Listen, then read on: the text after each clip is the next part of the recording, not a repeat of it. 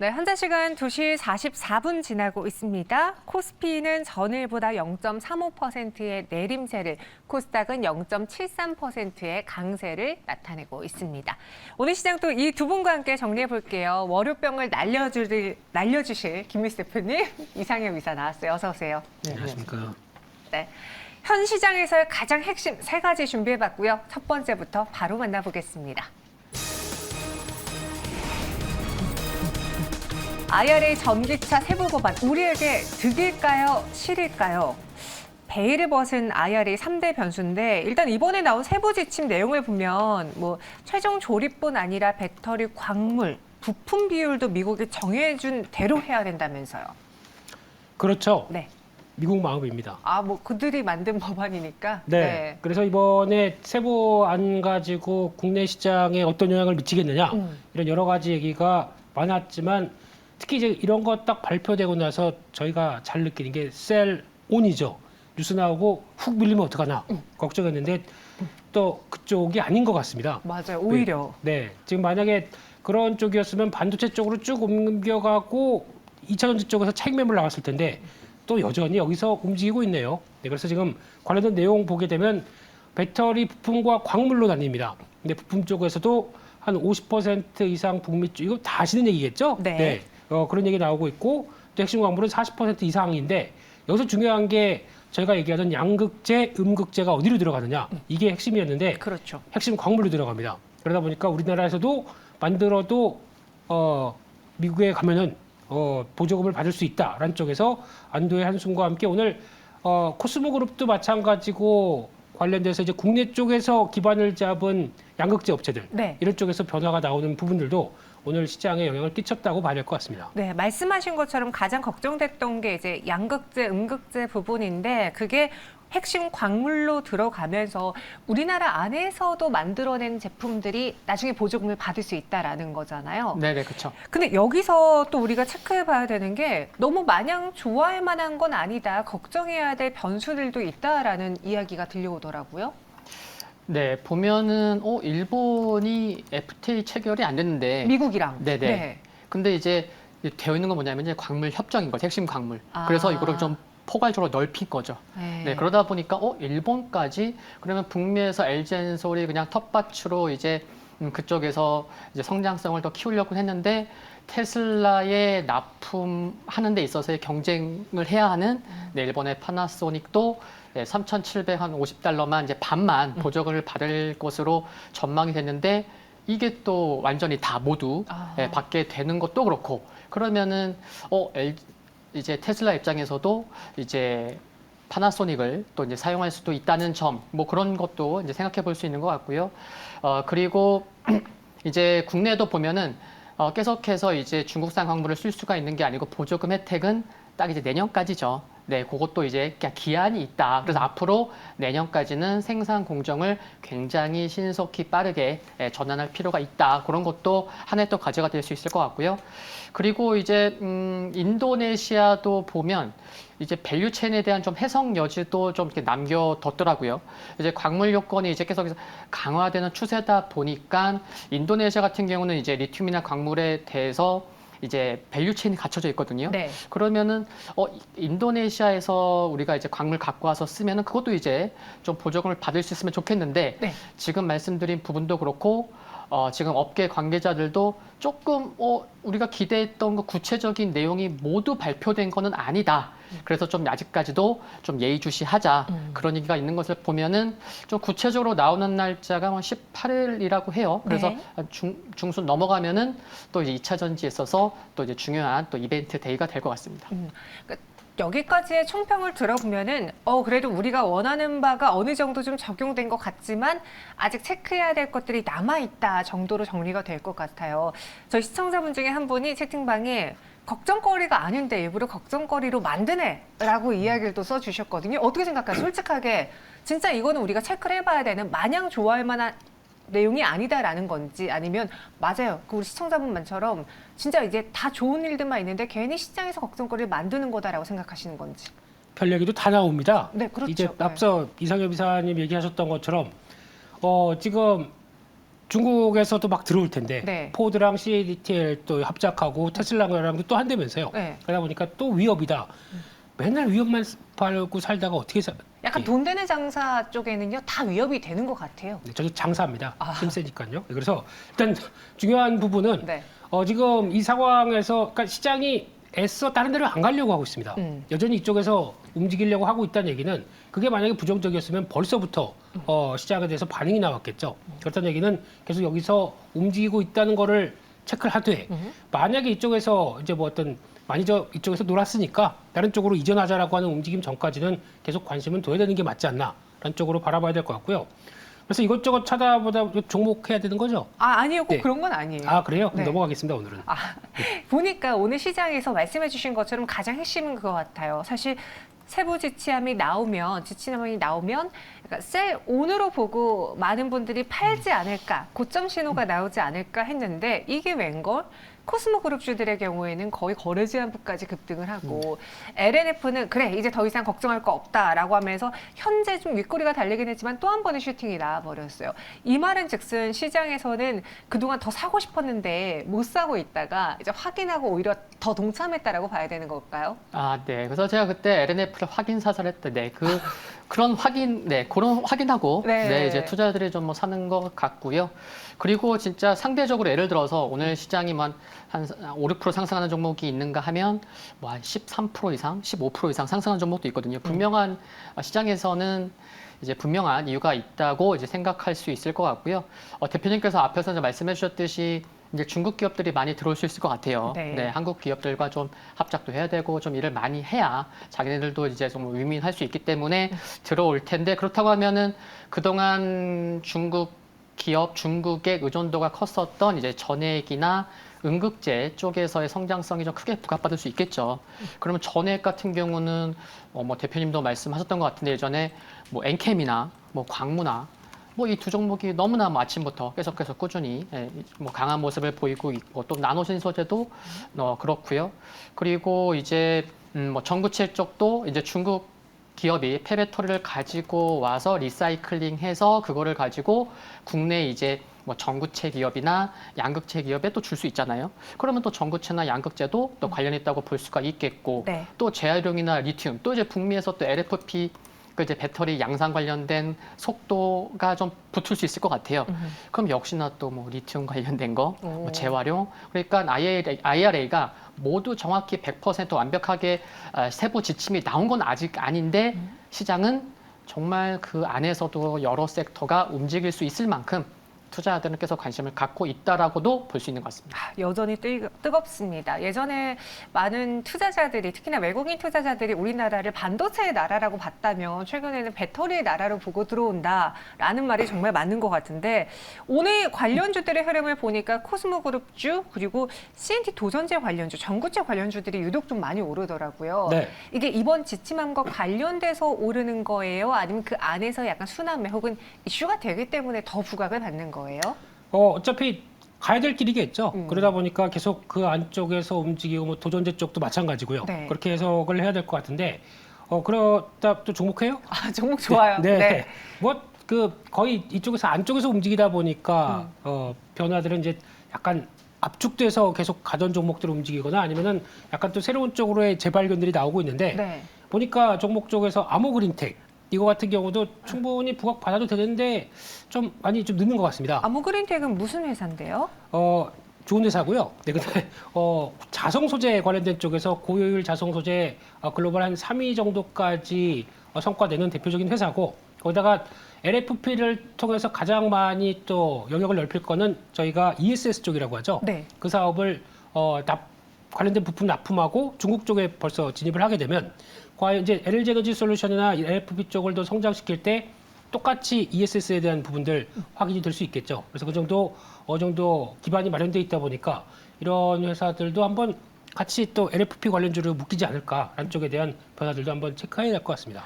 LFP가 개발되기 위해서는 에너지 저장 장치 ESS에 대한 기술력이 필요한데 이 아무그린텍은 ESS와 관련된 기술을 갖고 있는 거예요? 그렇죠. 예, 지금 납품하고 있습니다. 납품하고 네. 있다. 그런데 이 종목이 아직 뭔가 딱 테마가 뚜렷해지지 않으면서 두각을 보여주지 않은 것 같기 때문에 그렇습니다. 지금부터 한번 눈여겨보자라는 의견 드렸어요. 아무그린텍이 이번 이슈 속에서 아직 숨어있는 진주가 되지 않을까. 개인적인 의견까지 드리면서 ILA 이야기 나눠봤습니다. 이어서 두 번째 실시간 특징주 바로 넘어가 보시죠.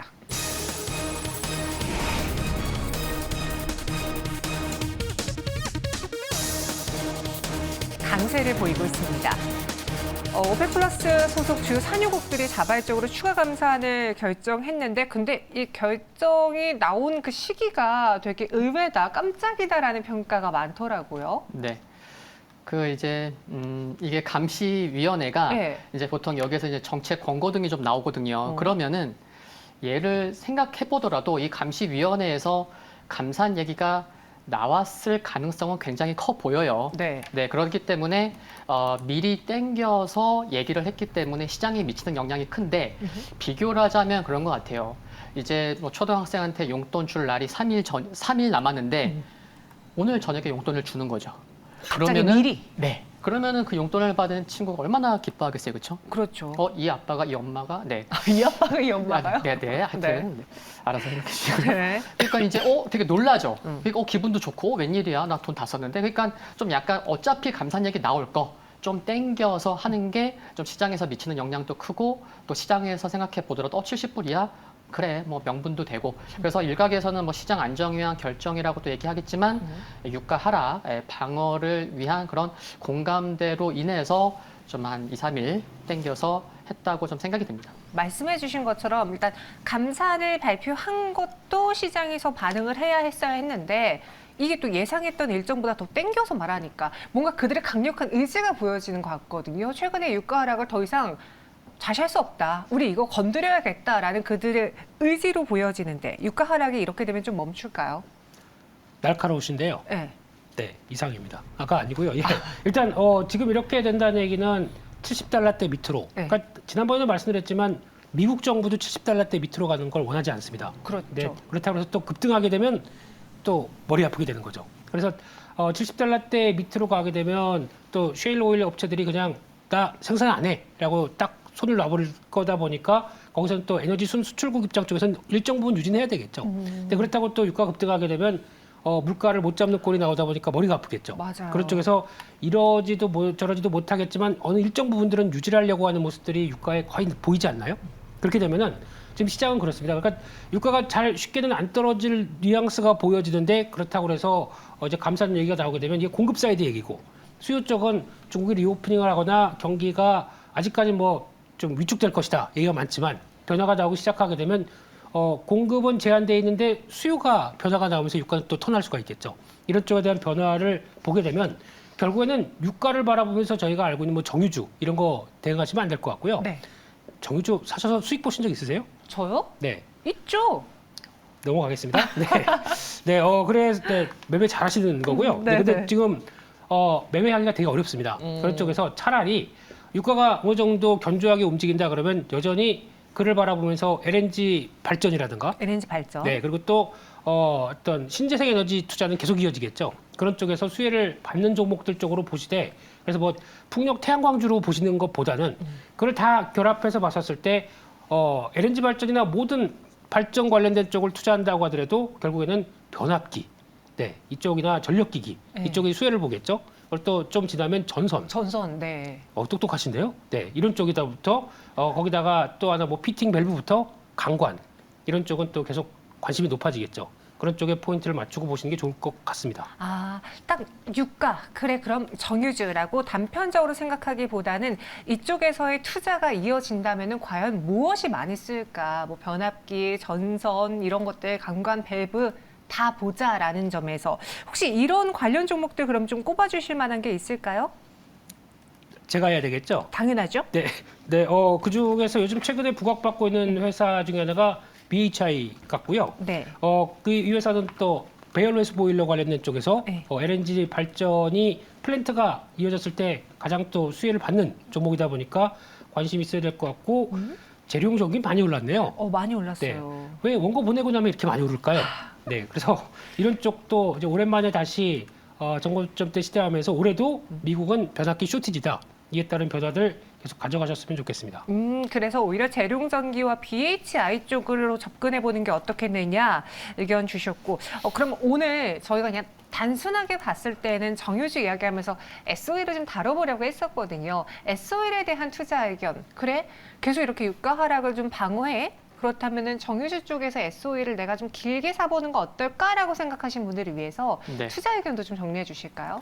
네, 대표님께서 정유주가 이제 매매하기는 참 어렵잖아요. 그래서 그렇죠. 수익을 내셨다고 하니까 이렇게 네, 칭찬까지 하셨는데 저도 이제 올해 같은 경우는 이 유가가 지금 미국에서 발표되는 지표들을 보면은 안 좋게 나와요. 또 이제 4월이니까 3월 이제 지표들도 발표될 텐데 2월보다 더 안 좋게 나올 거고요. 그래서 이제 유가도 보면은 좀 올해보다는 좀 내년을 좀 보고 좀 접근하는 게 맞을 것 같고요. 그래서 뭐 중장기로 생각한다고 하면은 뭐 수익률을 떠나서 좀 올해 조금 뭐 모아가는 뭐 전략은 뭐 괜찮을 수 있겠다. 근데 수익률 관점은 좀 아닌 것 같다라고 이제 말씀드립니다. 네, SOE이 오늘 2.5% 현구간 상승세를 보여주고 있습니다. 하지만 저희는 이번에 오펙 플러스의 자발적 감산으로 인해서 투자 포인트를 SOE로 잡기보다는 다른 쪽에서 잡아보겠습니다. 마지막 실시간 특징주 만나보시죠. 좋아지는데 안 좋다? 디스플레이주가 오늘 장 초반에 철렁이었어요. 이게 무슨 말인가? 좋아지는데 안 좋대요. 아니 언제는 1분기 실적 안 좋지만 좋아질 거다라고 해서 디스플레이주들이 막 올랐다가 오늘은 또 LG 디스플레이 1분기 적자가 예상보다 더 클 거다, 더 안 좋다라고 하면서 시장에서 좀 약간 불안하게 만들었거든요. 이런 뷰 어떻게 생각하세요, 이사님? 네. 연속. 대표님보다 이사님 이야기 먼저 들어볼게요. 그럼요. 네, 네. 네. 공대생입니다. 네. 그 최근 이제 오전에 네. 출렁거렸고 이제 관련된 디스플레이 종목군들이 정말 대다수 종목이 아래 꼬리를 좀 달렸죠. 그래서 많이 좀 또 안정을 찾는 모습이고 방송 들어오기 전에는 또 한 3, 4% 상승하는 종목도 좀 확인할 수가 있었는데 좀 알 수 있는 건 그런 것 같아요. 최근에 LG 디스플레이가 1조 원을 차입했었잖아요. 네. 그런데도 주가가 버텼어요. 네. 그것만으로도 뭔가 좀 시장에서 좀 안 좋게 반응할 수도 있는데 그런 것도 그런 이슈에도 버텼어. 그리고 그러니까 이제 뭐 적자 이렇게 좀 대규모로 이제 좀 더 늘어난다고 하더라도 뭐 지금 마랫골에 달릴 수 있는 그런 이제 힘 또 매수가 들어오는 게 아닌가 싶고요.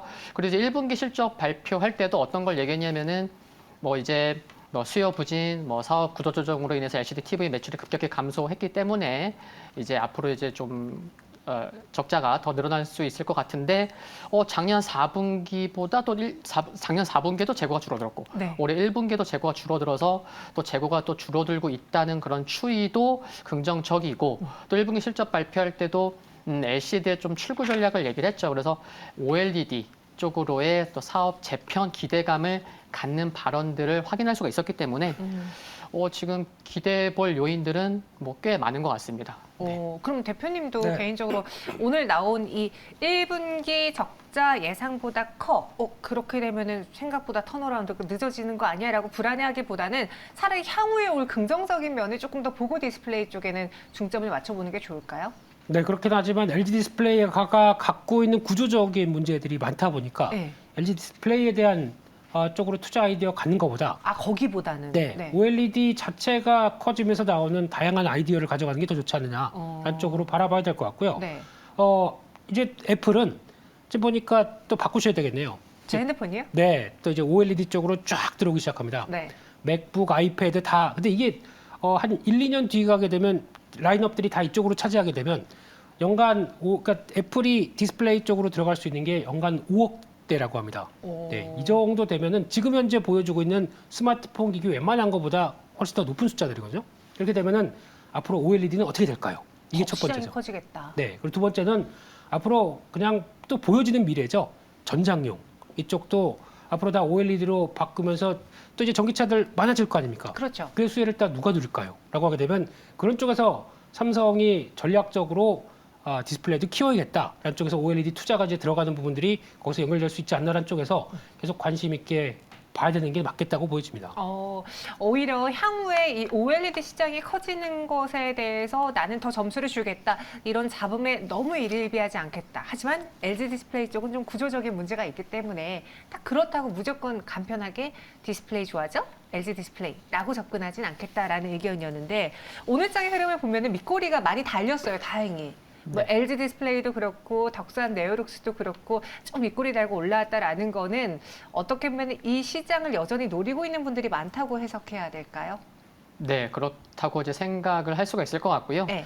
그리고 오늘도 뭐 지난주에도 이제 뭐 앞에 이제 단독이라는 단어가 붙어서 뭐 뉴스가 나온 것도 있었지만 오늘만 보더라도 이제 삼성 디스플레이가 이제 지난주에는 뭐 4월 초에 뭐 이제 디스플레이 클러스터, 뭐 삼성 디스플레이 초격차 OLED 투자 전략 뭐 한 4조 원에서 5조 원대 나온다는 뉴스도 있었죠. 근데 오늘도 나왔고 그래서 이번 주에 관련된 투자 계획은 좀 나온다고 봐야 되지 않을까. 네, 그런 생각 해볼 수 있는 것 같아서 그러니까 이게 지금이 또 이제 그 발표가 나오기 직전이다 보니까 또 주 초고 그런 매수세로 인해서 아래꼬리가 네, 대다수 종목이 단 것 같습니다. 오늘 뭐 SNU, 캠트로닉스는 상대적으로 좀 강한가요? 네, 그래서 SNU, 캠트로닉스, 제이스텍 등이 네. 상대적으로 강세를 보였고 캠트로닉스 같은 경우는요.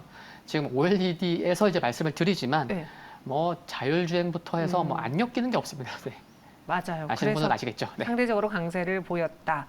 마지막으로 또 종목으로 정리를 하고 갈게요. 맨날 이렇게 시장 이야기하고 네. 업황 이야기하고 종목으로 압축하는 게 좀 죄송스럽긴 한데 그만큼 시장에서는 워낙 골라봐야 될 게 많기 때문에 또 선택적인 장애를 갖고 계신 분들은 네. 혼란스러워 하시거든요. 네, 뭐 그렇다고 저희가 뭐 종목을 추천하거나 네. 그런 의미가 아니라 그냥 그러니까 투자 관점? 그렇죠. 네. 그런 쪽에서 이제 소외받고 있거나 아니면 시장에서 모르는 아이디어가 이런 것도 있다. 이렇게 소개시켜드리는 입장이다 보니까 참고해 주셨으면 좋겠고요. 앞서 말씀하셨듯이 우리 공대생이셨던 네. 이사님의 아이디어를 그대로 빌려오게 되면 앞으로 그러면 디스플레이를 확장하기 시작할 때 연결될 수 있는 쪽이 칩도 필요하죠. 칩이요. 예, 그러니까 DDI, 네. DDR 아닙니다. DDI. DDI 예, 이쪽에서 나올 수 있는 또 업체들 같은 경우도 많이 있는데 그중에서 요즘에 가장 많이 움직였던 게 LX 세미콘이 있었죠. 맞아요. 네, LX 세미콘에 또 납품하는 회사가 있습니다. LB 세미콘이라 LB 루셈이라고 있죠. LB 루셈이요? 네, LB 루셈 같은 경우 LX 세미콘 향에 또 소재를 공급하는 매출 비중이 80%가 됩니다. 게다가 또 이쪽에서도 후공정 쪽에 연결되는 라인들을 생각한다라고 하게 되면 좀 한 시총 2천억대다 보니까 성과 나왔을 때 어떤 탄력 대수라고 봐야 되겠죠. 주가에 대한 탄력들은 훨씬 더 긍정적으로 나오지 않을까라는 쪽에서 이쪽에 대한 변화들도 한번 체크해 보셨으면 좋겠습니다. LX 세미콘이 그렇게 움직였다면 그에 납품을 하는 LB 루셈도 우리가 같이 봐야 되지 않겠느냐. 이혁 씨도 아까 우리 봤던 그 종목처럼 뭐 BHI 이런 것처럼 좀 약간 소외된 것 혹은 투자 포인트를 확장시켜야 되는 그 종착지가 될 수 있겠네요. 저희 레본 리서치는 네. 좁지만 좀 알려지지 않은 기업들을 찾아내기 위해서 노력하겠습니다. 알겠습니다. 네, 이렇게 오늘 시장에서의 핫 이슈들 다뤄봤고요. 또 종목까지도 정리를 해드렸어요. 여러분들이 투자 포인트를 잡는 데 도움이 되었길 바라면서 두 분 여기서 인사드리겠습니다. 오늘 설명 고맙습니다.